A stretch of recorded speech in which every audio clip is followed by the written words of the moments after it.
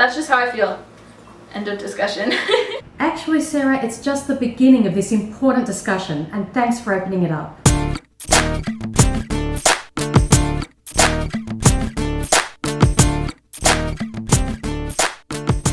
Hi guys, and welcome back to the channel. Do vegans care more about animals than humans? It's a good question, and this topic was raised by a popular beauty YouTuber, Therese, in her recent Q&A video where she was asked what her thoughts are on veganism. Firstly, we want to clarify a few things that Sarah says about veganism, and then we'll get into the meat of her video. I do eat meat and I do have dairy, and I'm not a vegan at all. I was for about 3 weeks, and that doesn't sound like that long, and it didn't even feel like that long. We hear a lot of people say this: I was vegan for a few weeks or a few months. It's important to remember that veganism isn't just about the diet. It's about not using and exploiting animals where practicable and possible. So for example, vegans don't wear animals, we don't use them for entertainment by supporting zoos, circuses, rodeos, etc. And we don't buy products that contain animal ingredients or are tested on animals. What Sarah and many other people mean is that they tried a plant-based diet for a short period of time, and that's totally different to veganism. But of course, the majority of animal suffering and murder takes place for food, so adopting a plant-based diet is the first and most important step. But I was, just because of Ivy, we were figuring out what was affecting her body through my breast milk, and it wasn't food that I was taking in, so she was fine. We don't know what the problem was with baby Ivy, but we do want to clarify for people watching that what they eat does affect their breast milk and the health of their baby. During pregnancy and breastfeeding, the mother's diet largely becomes the baby's diet and has a significant impact on a baby's health. For example, many babies suffer from colic, which is a well-known symptom of intolerance to cow's milk protein. Even if babies are breastfed and not given cow's milk directly, they can still suffer from colic if their mother drinks cow's milk. And as we've mentioned many times before, our #1 killer, heart disease, can start in the womb based on what the mother is eating. I know all vegans are different, but this is my issue just in a whole. So I know like Freely, the banana girl, she's so like, you can't hurt the animals, you can't do this to the animals. Animals are like precious life. And here's my issue. Why is she making hundreds of videos on animals dying and animals being slaves to the industry when there are kids, like small kids, like 2, 3, 4 years old, forced into child labor, that are getting their feet cut, that are being sexually abused, or these women in Bangladesh who are making clothes like 2 to 14 cents an hour. That's what they're making. And they're getting sexually abused, and some of them are getting murdered. Okay, so now we get to the guts of Sarah's video, and she raises a very interesting topic for discussion, and we want to thank Sarah actually for providing a platform for vegans to respond to this, because this is a point of view that we hear a lot. Sarah's argument here is an example of a red herring logical fallacy. We could of course do the same thing and ask, why are you so concerned about where your clothes come from when animal agriculture is destroying oceans and rainforests so rapidly that we might not have oxygen to breathe? Isn't having oxygen to breathe more important than where your clothes come from? Of course, both issues are important, and one should not be used to distract people from the other. We shouldn't not talk about saving animals and the planet just because humans are also suffering. All suffering matters. What we love about Sarah is that she's open to learning and changing. Her sister suggested a documentary to watch about the clothing industry and sweatshops. She was shocked about what she learned, she did some research and changed her choices as a consumer. She also made this great video educating her audience about not buying from sweatshops. And this is great that Sarah is taking action, because there are way too many apathetic people in the world. And we totally agree with Sarah. This is why we say veganism is the baseline. It's not the most we can do, it's the least we can do, because there are so many other changes that we can make in our lives. For example, we can become conscious consumers of our clothing, as Sarah is suggesting. We can also choose not to consume needlessly and to live more simply. A heartbreaking documentary that inspired our minimalist living is called Last Train Home. We can also take public transport or ride a bike instead of driving a car everywhere. And the list goes on. So Sarah, we definitely share a common ground here. Now the important thing to remember is that you don't have to choose between human rights and animal rights. It's not an either or, it's both. The sad reality is that there are so many problems in the world. It can be overwhelming and quite depressing. Virtually everything we do in the modern Western world has negative ramifications for other people, and there's very little we can do to affect real change for most of the world's problems. However, interestingly and quite ironically, the one thing that actually helps the most amount of humans, along with animals and the planet, is also the one thing that we have the most control over, and it is the most easy change we can make. It's what we eat. You see, if we care about humans, then we should be vegan by default. Here are a few examples why. We are currently growing enough food to feed 10 billion people. Now, there's only 7.5 billion people on the planet, and yet close to 1 billion are starving. That's because worldwide, at least 50% of grain is fed to livestock, and 82% of starving children live in countries where food is fed to animals, and the animals are eaten by Western countries. So if we care about humans, then step one should surely be to stop feeding animals the food that should be redirected back to people. Of course, not feeding the grain to livestock will not automatically result in the grain being redirected to starving people. However, it is the first and most practical and important step we can take. If we care about humans, then we'd want all humans to have access to safe drinking water. But the reality is that 663 million people don't. Every 90 seconds, a child dies from a water-related disease, and half of the world's hospital beds are filled with people suffering from a water-related disease. As it turns out, the animal agriculture industry is the leading cause of water pollution and is also responsible for much of water use.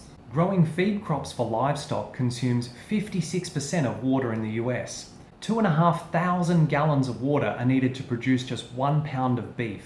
477 gallons of water are required to produce just 1 pound of eggs, and almost 900 gallons of water are needed for just 1 pound of cheese. And 1,000 gallons of water are required to produce just 1 gallon of milk. Animal agriculture is responsible for 20 to 33% of all freshwater consumption in the world today.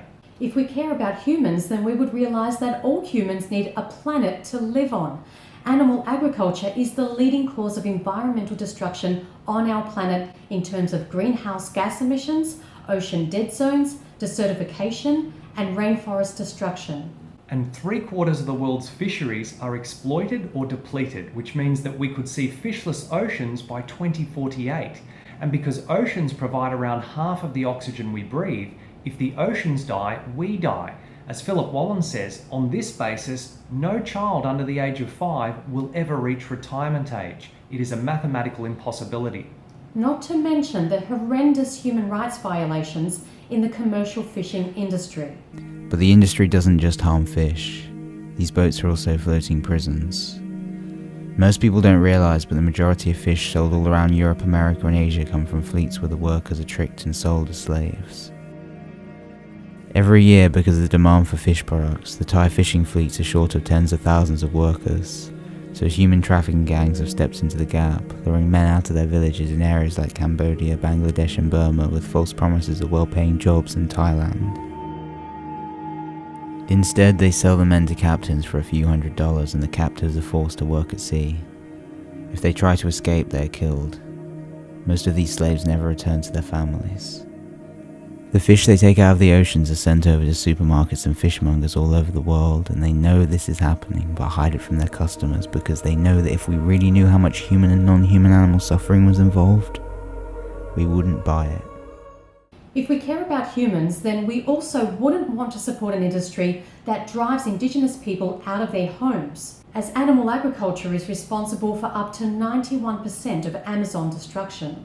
If we care about human beings, then we wouldn't want to see so many people die of preventable diseases that are diet and lifestyle related. 14 of the 15 leading causes of death have been scientifically linked to eating animal products.